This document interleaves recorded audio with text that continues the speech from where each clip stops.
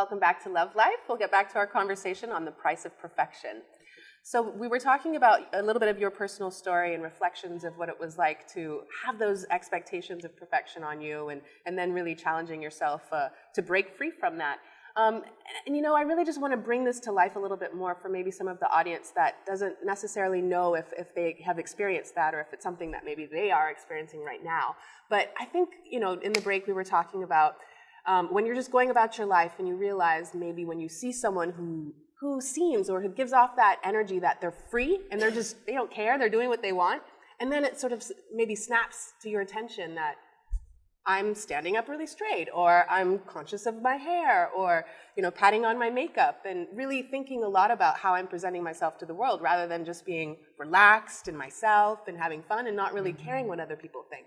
And the difference of what that feels like, I don't know if you can maybe speak to that, Cynthia, since that's something you brought up. You say that, and it feels so good to me. I refer to it as being home.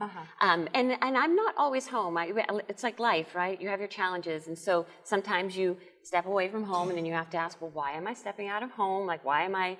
And it might be in an environment where you're at an event, and you're like, oh, I don't know this person really well, so I'm going to adapt, which is what we do. But when I'm home, when I have energy and I look through the eyes of compassionate people and embrace new experiences, I feel like I'm on a joyride. It is an incredible sensation to actually feel so centered and safe. Like nothing can destroy you. Impenetrable. Yes. Yes, I like the power behind that. Yeah. What about for you, Melissa, in your experience, in your story of maybe bridging this sort of two chapters of your life, where maybe what I know from you is that you put yourself out there and you were trying to be everything to everyone and doing all this stuff for other people, but maybe you shifted. And now you're thinking more about what you need for yourself, and that it's okay if you're not meeting other people's expectations of you, because that's not important so much anymore. No, and I think what Cynthia said earlier about, people's expectations of you, right? And managing what that is, because I think that we all, I came to feel like you can only put your best self forward. You can't put your perfect anything forward. You can only put your best person forward. And when you come to realize that a lot of the things that you think that you need to be involved in or doing, you're not always maybe putting your best self forward. You can kind of like skimmer that down to be, okay, well, I'm going to do this part really, really great, and that part really great, but I'm not going to have expectations of myself that are a hindrance, but also that don't shine on where my strengths are too. I touched it as well. That's okay. We can be imperfect. And I think that during my transition of, going through a career change and all kinds of different things, I've come to realize that when I am my true and authentic self, it's when I do feel most, not perfect, because I don't really think that, perfection is something that can be defined except by yourself. Like you define what perfect is. Like my definition of perfect is different than yours or different than everybody else's.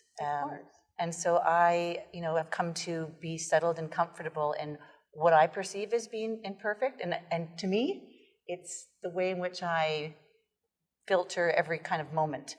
Like every moment can be perfect if you interpret it that way. So you don't pressure yourself anymore, or do you feel like you really did that before, or is it something that you just always did naturally? It's been gradual. As you know, I spend a lot of time off the grid, no electricity, no cell phone, Amazing. no email, no computer. That helps. Yeah, right? So during those moments of being completely unplugged, those are moments for me to center myself. Like you were talking about home, when in the home.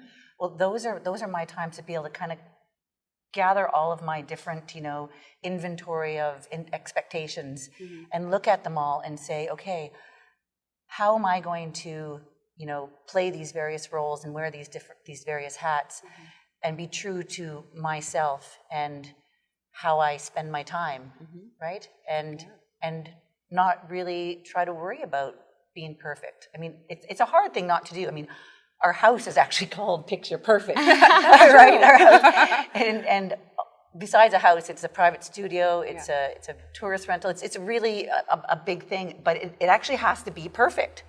People come and see it, it has to be. And so you kind of go, well, that's just a superficial thing. It's a cleaning thing.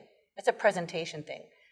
The business of picture perfect is not really perfect at all, right? It's not. But that's what makes it amazing and unique. Because creative. It's creative, right? And it's taking a creative approach to how comfortable you can be with what it is that you bring to the table. Yeah, and I think it brings up the price of perfection, right? Because if you are striving to be perfect, you're restricting creativity, you're restricting freedom and authenticity and all of those things. Can you think of other things that fall by the wayside when you strive for perfection? Your life. You miss color. You miss moments. You miss people, and it often becomes about you.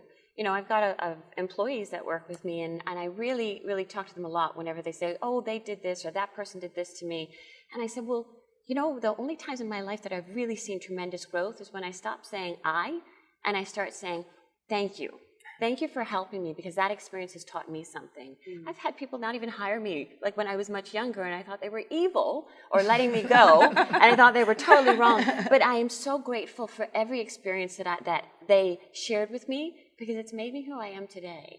And so perfection to me is the definition of trying to achieve perfection would be unhappiness. Yeah, I think that's where we're going right now, is really saying the price of perfection is living a life that's empty, that's unfulfilled, that's inauthentic. In all these different ways, there are examples of exactly what that is and what that may be like for someone. So the two of you, and I like to put myself in that category, can be examples for people to really break through that ceiling.